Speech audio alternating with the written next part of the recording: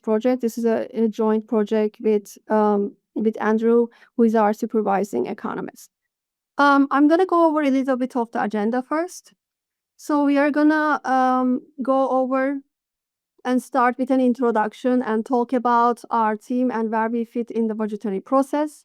Then I'll go over how this analysis is used and some budgetary facts about cities' property tax revenues. Next, I'll go over property tax fundamentals and rules that are used for the administration of cities' property tax assessment. Following that, we will go over the data collection that we need for actually assembling our property tax forecast.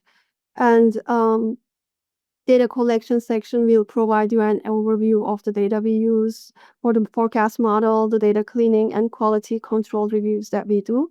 And finally, we will dive into the mechanics of the property tax forecasting model that our team uses. And we will talk a little bit about the next steps and how we want to expand our current version going forward.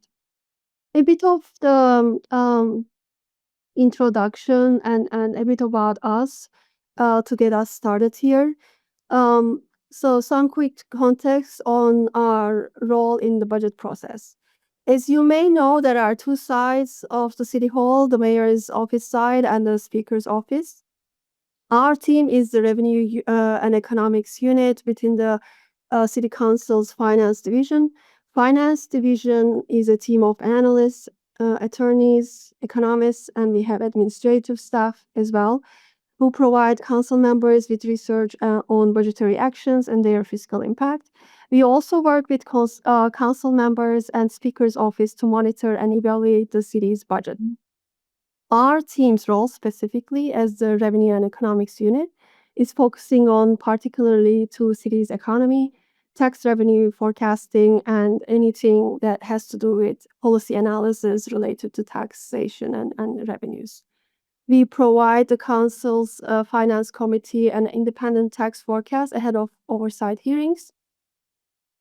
The city's budget is required to be balanced for this year and next year, meaning the city can only spend what it takes in as revenues.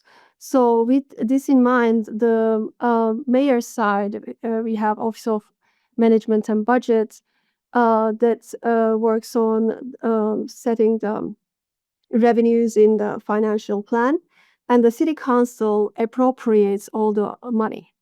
So what is important here is that the mayor's authority is not just about saying how much money we will have or will come in, but also when that money will be recognized within the budgetary process, which is an important nuance that as we get closer to budget adoption in June. Knowing the final revenue number in any given year is really critical in providing the council speaker's office as we enter the final negotiations with the mayor's office, because ultimately the goal is to get to a budget that will have the support of the council members for the budget to pass. So how does this analysis get used? You can see on the left-hand side our latest report detailing our economic and tax forecast. This is an independent forecast that we put out 3 times per a year as an oversight measure. Each forecast covers a 5-year time period. You can see here on the table all of the city's taxes that our team forecasts. And today we are going to be focusing on particularly a big part of that, which is the property tax forecast. And this is city's single largest tax. So to give you a bit of a context, the importance of the property taxes within the budgetary process, you can see on the pie chart the revenue breakdown for fiscal year 2024. And you can see here the property tax makes up 45% of the city's tax revenues, and which is equivalent to 40% of all city revenue, and it is 31% of city's total expense budget, meaning that it paid for 31% of all vital city services in fiscal year 2024. There are 1.1 million, about 1.1 million parcels that get taxed every year. And in fiscal 2024, this generated about 32.9 billion in city tax dollars. You can see the significance of this tax for the city's budgetary position. So next, I'm going to go over the property tax fundamentals. You may already know that there are four classes of real property in New York City, and how these different groups of properties are valued and assessed drives the property tax revenues for the city. First, we have the class one properties, which is residential 1 to 3 family homes and small mixed use properties. It's included here, and residential vacant land is also included there. Class two includes including all of its subclasses. There is class two ABCs as well. They hold multi-family residential properties with 4 or more units, which includes all of the rental buildings, co-ops, and condos in class two. And class three is the utility properties. They include the equipment and special franchise properties as well. Class 4 properties are everything else, ranging from gas stations to commercial office buildings to retail space, factories, warehouses, as well as commercial vacant land. This slide gives you a big picture summary of how our property tax system works in New York City. So everything begins with the DOF market value, then filters through a sequence of checkpoints, I would say, all the way down to a net revenue that gets into the city's budget. New York City's Department of Finance is responsible for administering the property tax, and they start with appraising the city's 1.1 million taxable properties, which means they assign a market value for these properties.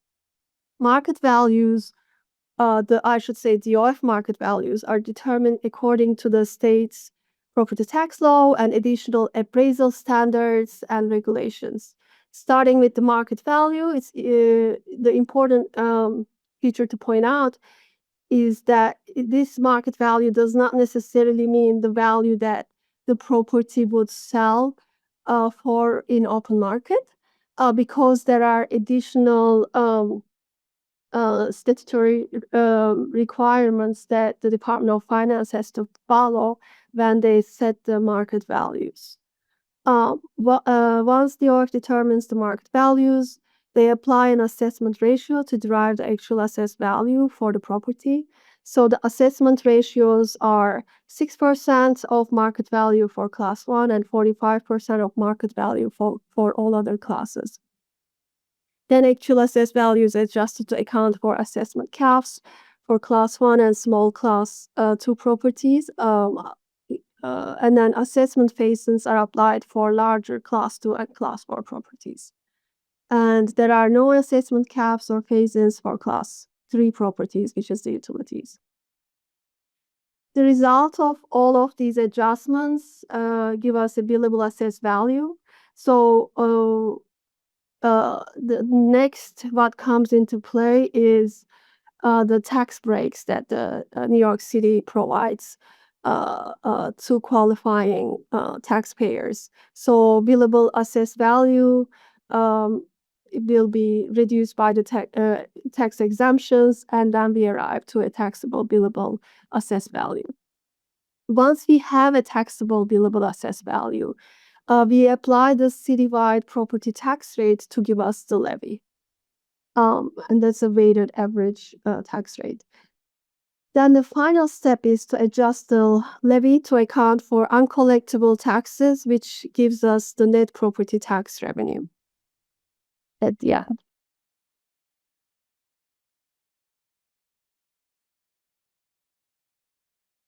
On this page, I want to go over the allowable assessment growth and how it actually determines our assessment forecast model. So if you look at this slide, you can see that there are three main paths a property can take um, when it's getting valued and assessed. So we have the growth caps for class 1 and class 2 ABCs. So growth caps are 6% per year for class 1s and 20% for 5 years for class 1s, and class 2 ABCs you have 8% per year and 30% over 5 years. Phase-ins are the 5 year, essentially it's a moving average of the 5 year assessment growth for class 2s and 4s, and depending on if the year-over-year growth or the 5 year moving average, whichever is smaller, the parcel will receive that assessment. And for direct assessment ratio, these are class 3 properties, for instance, which they don't have an assessment cap. So you have the 45% assessment ratio. And physical changes also would follow a direct assessment ratio cap with some restrictions on 2 ABC alterations. And this slide is important to us because this helps us determine our forecast model paths for the properties depending on the assessment pathway each property takes based on their tax classes.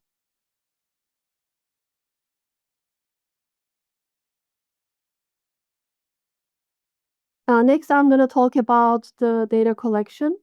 So in this slide, you can see the open data link, the NYC assessment role on the open data portal. The landing page will provide you with a data dictionary, and it also gives you a data layout, and it gives you options to export the data however you wish to use it. And the data set includes, as I mentioned before, is 1.1 million, over 1.1 million taxable properties within New York City, and over 130 key characteristics and variables about those properties, including valuation and assessment information. So what do we actually use out of this data set when we get this data? What we use is mean parcel characteristics, which provide us the primary key for the property ID. And we have the borough block lot easement information, tax class, building class, number of units is important when we are looking at the co-ops. And then we also look at the parcel values, marked value, actual assessed value, transitional assessed value, and exemption information we care about when we are putting together our property tax forecast. A bit about the data cleaning and quality control reviews that we do. Department of Finance publishes the property assessment roll twice a year. There is the tentative assessment roll that gets published middle of January, and then by the end of May, there is the final version, which is the final property assessment data that gets published. And when they provide the information to public, an important thing they add is what we call the statistical summary, which provides a summary of all those 1.1 million taxable parcels. If you look at on the right-hand side here, there's a table that shows at each class level how many parcels were there in prior fiscal year or the current fiscal year, and it gives information about residential units and square footage information, as well as important valuation and taxable assessed value information is provided within the statistical summary report. What we do is when we receive the data set, we actually do a script run to summarize the data set that we start with to double check if we arrive to the same conclusions when we roll the data up at class levels or at different borough levels. And this is just a general check for us to make sure that whatever data we are actually getting is what we actually need, and it matches to what is meant to be published. Now I would like to go over the mechanics of the property tax forecasting model that we use. So putting it all together, as I mentioned, we start with taking in the market values. This gives more of an idea of how our forecast model flows to remain consistent with all of the assessment rules set in state law. So the model starts with the market value, then moves through the taxable billable assessed value using a set of conditions. For class 1, 2 ABCs, and class 3, the model aggregates actual assessed values, and for class 2 and 4, we aggregate the lesser of the actual assessed value and transitional assessed value once we account for exemptions and we take the net of the exemptions. And I will talk a little bit about that later on. So once we total up the taxable billable assessed value for every property, we apply the weighted average tax rate, which gives us the tax levy. And the last step is to just take out the property tax reserves that are offsetting, and they are tax abatements, cancellations, delinquent payments, the part of the levy that we may not get on the fiscal year that it gets billed. And you can also see here the weighted average tax rate, which is 12.283%, which is what we use to arrive to the levy before we do take out those reserves from the levy. Next, I'm going to go over the class-specific assessment forecast that we have. So for class 1 to 3 unit residential class 1 properties, we forecast based on growth cap rules. So Department of Finance uses a sales-based approach to value these properties. And as you see in the earlier slides, I explained the assessment caps. When we apply the assessment caps um, to the class 1 properties, that actually becomes the limiting factor for how much revenue that will be generated from class 1 properties. And that's why our model actually takes into account the growth cap rules for class 1. For residential properties that are multifamily that fall within the class 2, we have regression models to arrive at market value growth for the 5-year time period that we are forecasting. And once we come up with market values for those years, we derive actual assessed values, and we derive transitional assessed values using 5-year moving average of the actual assessed values. And then we select the lesser of actual assessed value and transition assessed value once we take out the exemptions from that. And a similar approach is used for class 4s because they are both on the similar path of using phase-ins to arrive at the assessment and the taxable billable information. On the other hand, for class 3s, we look at the historical growth patterns. Class 3s are cost-based valuation done by the Department of Finance, and these are the utility company equipment and special franchise properties. And I'll show a little bit later how the historical growth of assessment looks like for those as well. If we look at the growth cap assessment forecast for class 1 and 2 ABCs, so here you have the class 1 assessment growth. As I mentioned, if you look at this, you can see that assessment growth actually fluctuates very close to this, like around 4%. We look at the compounded annual growth rate of the 5-year growth cap, which is around 3.7%. That it becomes the limiting factor for class 1s.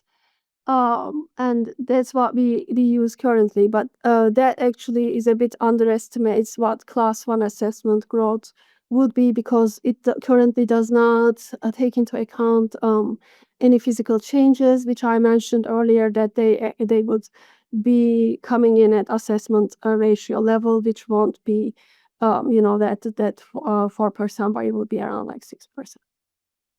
Um, Direct assessment ratio growth forecast for class 3. We call this direct assessment ratio growth because there is no limiting growth caps for class 3s. So utility companies, equipment and special franchise properties, they actually get 45% as um, assessment ratio, and so 45% of the market value. However, there are some caps for telecommunication and railroads that come from the state side, which actually does some, overarching ceiling for that, and special franchise properties valuation also comes from the state side for the city's special franchises. The state provides this information for the city.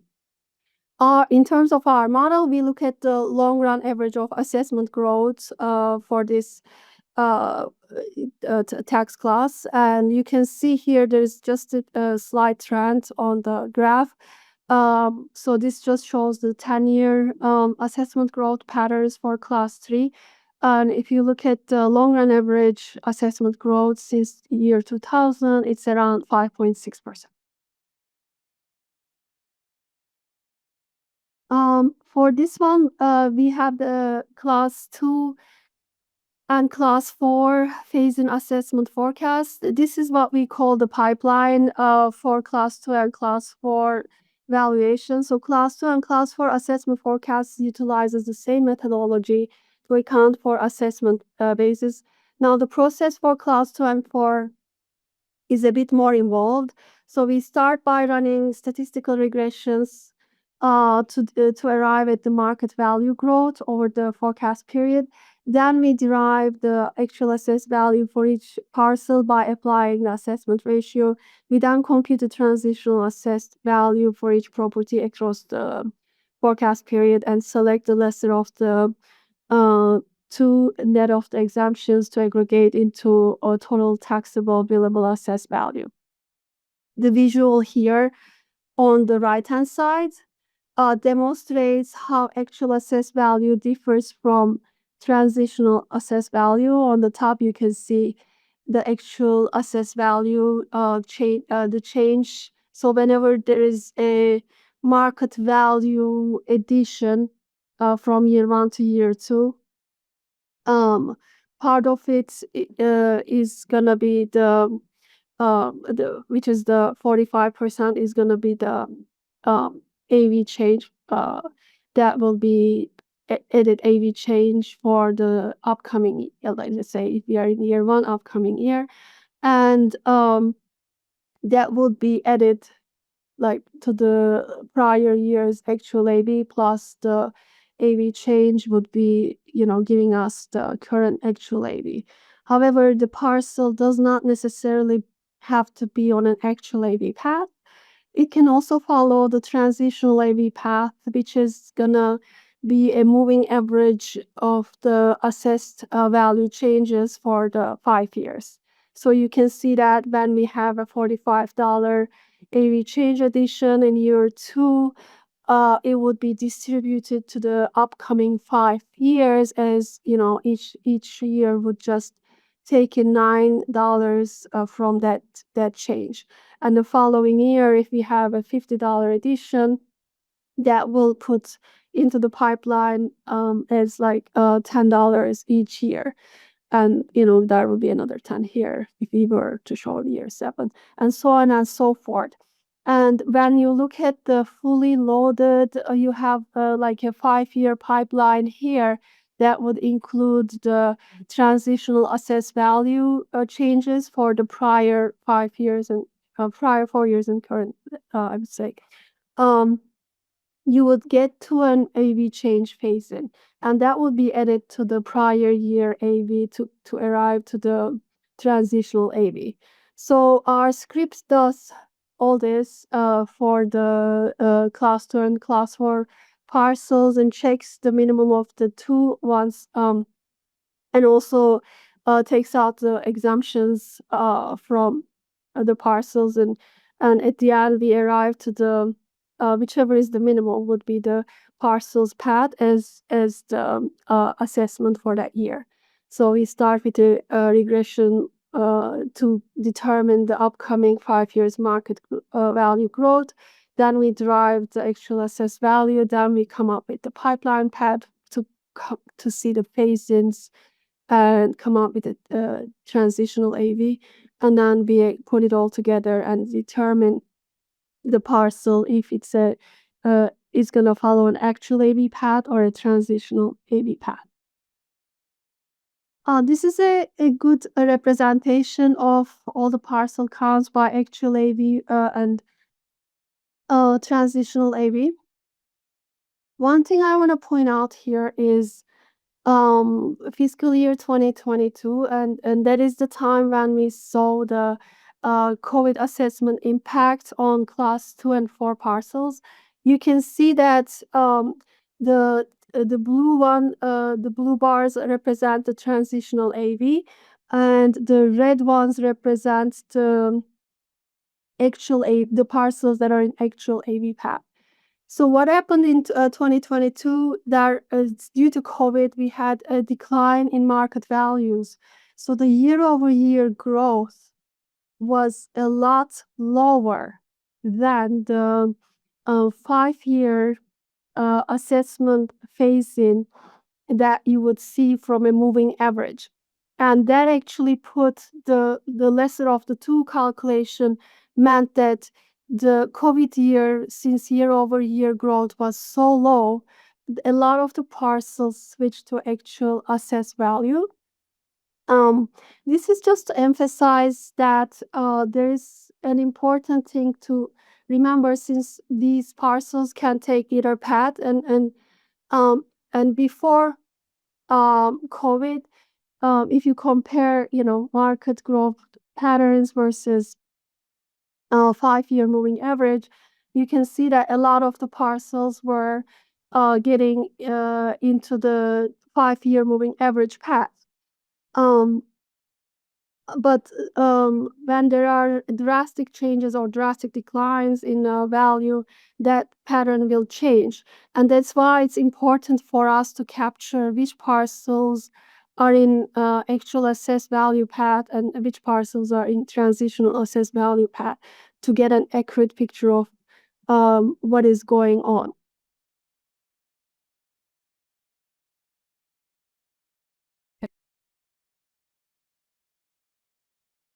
The next slide showing the commercial and multi-residential assessment forecast flow chart.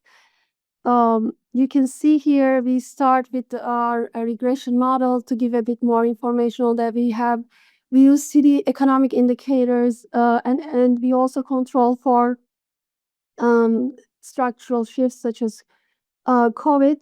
Once we have our market value growth forecast for the forecast period, we run a script to derive actual assessed value by applying the assessment ratio to the market value at the parcel level. Afterwards, the script computes the transitional assessed value for every class 12 for property based on the 5-year phases I referenced earlier. The model then selects the lesser of the transitional assessed value and actual assessed value net of exemptions, which gets us to the levy. The important feature about this model is that it follows an iterative process so that we can forecast for the upcoming 5 fiscal years. What this looks like in an example is that in order to forecast a transitional assessed value for fiscal year 2027, for instance, we will need to use actual assessed value data for the years between fiscal year 23 and fiscal year 26, plus the phase-in that we will see for fiscal year 27. Then we repeat this process through the end for the entire forecast period. And that's how we arrive to the levy. The next slide is the last point where we have the last step in our forecasting process to remove the reserve for uncollectible taxes. The reserve accounts for many different offsets. Some of the main ones include tax expenditures. There is, and I should say, when I say tax expenditures, I mean the abatement part, because we already account for exemptions when we are arriving to taxable billable assessed value. It also accounts for cancellations or any delinquent payments. And this gets removed from the levy. And, and at the end, we get to the net real property tax revenue.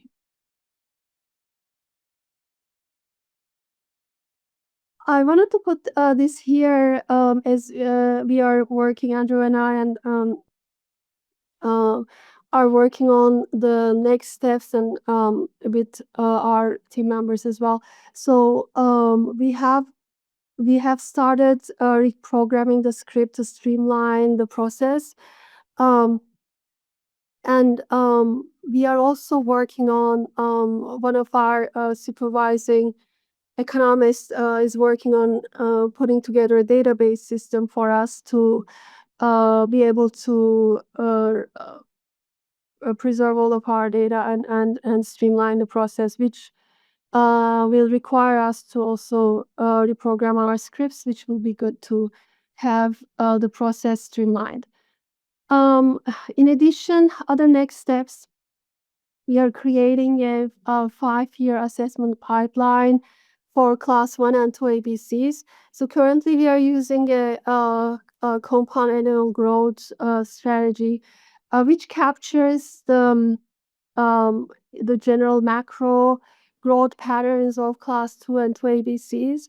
But there are additional factors when it comes to accounting it a bit more, fine tuning and accounting it better. So, for instance, if we do a pipeline, we will be able to see any property in their assessment path and be able to make sure we are using the exact growth rate that should come in for that particular property.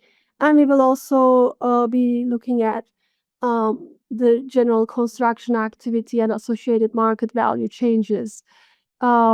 Since these are not the value changes that get phased in, and they actually come in as the at assessment ratio level with certain restrictions on 2ABC alterations.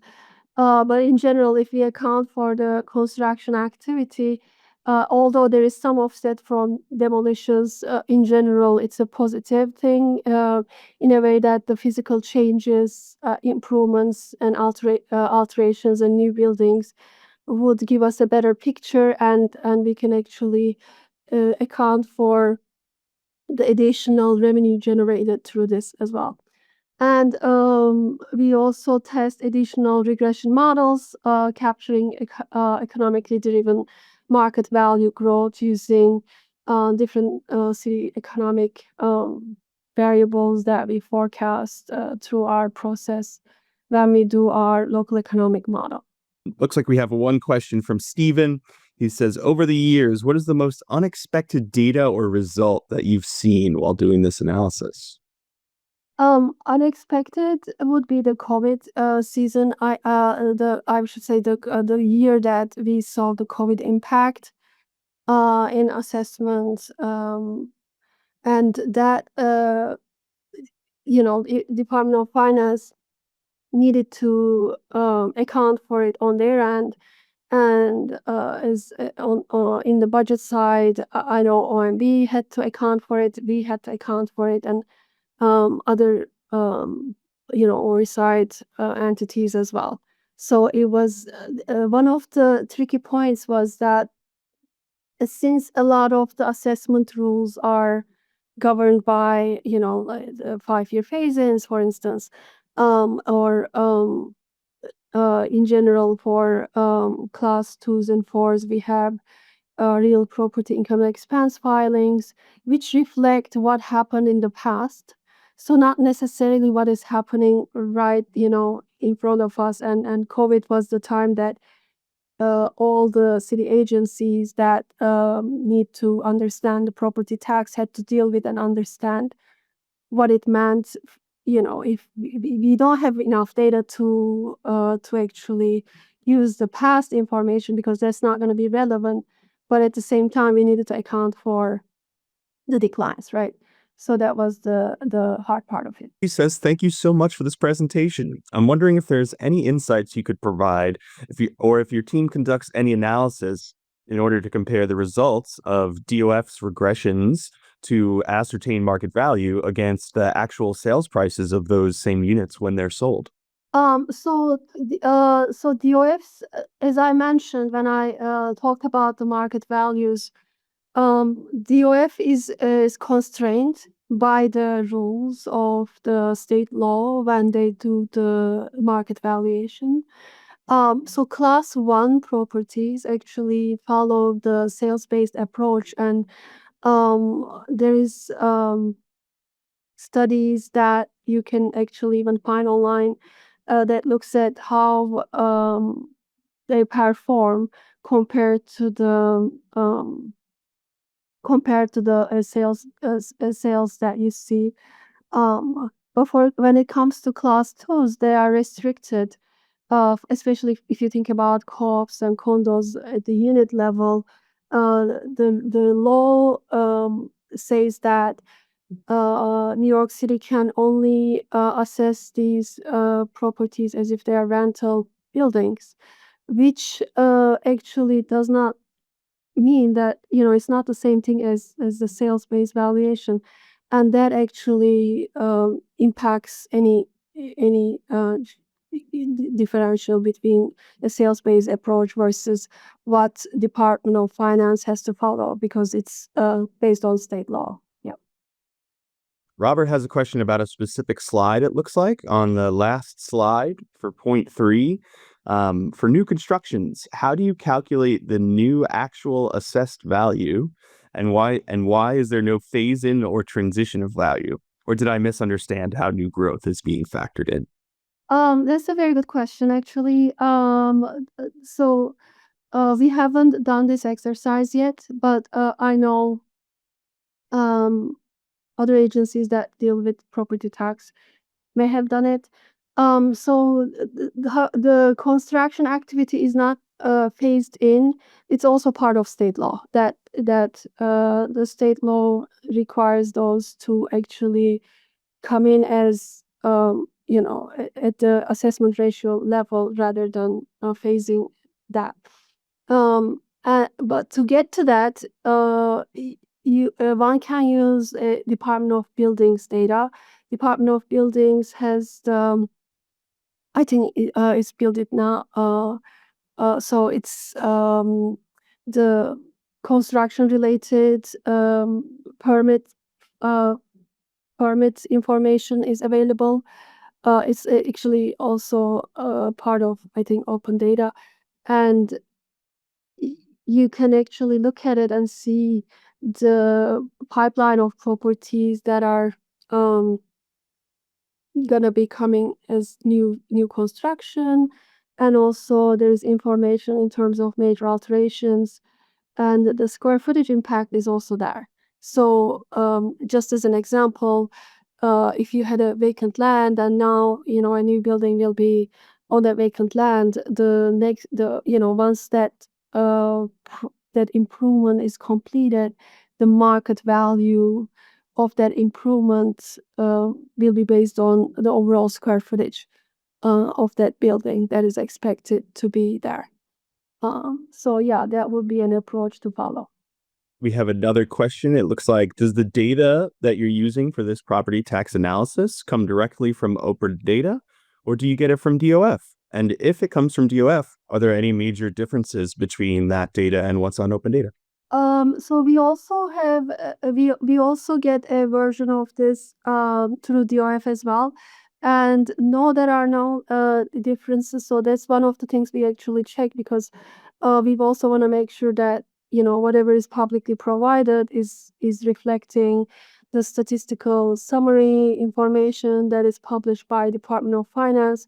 And I know the background due diligence that DOF does prior to publishing this information. So um, we do as well look at the to make sure that whatever we take in is exactly matching to the internally received and whatever is available in open data. And one last question from Kimberly, who is curious about the type of model and the tool you're using for the forecasting. Forecasting, we use eViews. The types of models we use some ARIMA approach we follow, and then we also care about any structural shifts that happen. For instance, COVID. We also test multiple economic variables to make sure that we can capture the best way, and we can. And also, I should mention, there is some, it becomes a bit limited. It's not like any other time series model, since we don't have the time frequency, as the market values are annual, right? So in a way, the number of observations becomes smaller, since you have to just wait for the next year's data to come in. But other than that, we look at a bunch of different economic variables to make sure that what we are thinking in terms of market value growth makes sense, and the most likely outcome. A lot of records for one city, right? 1.1 million, but annually. Yeah. One last question from Claire. So are you using time series forecasting at the parcel level? No, we don't do time series forecasting at the parcel level. We aggregate it, and that's why I was mentioning that you have the model that the market value growth model is limited in terms of observations. Yeah. So again, thank you all for coming. It's been a pleasure. Thank you, Dilara. Enjoy the week.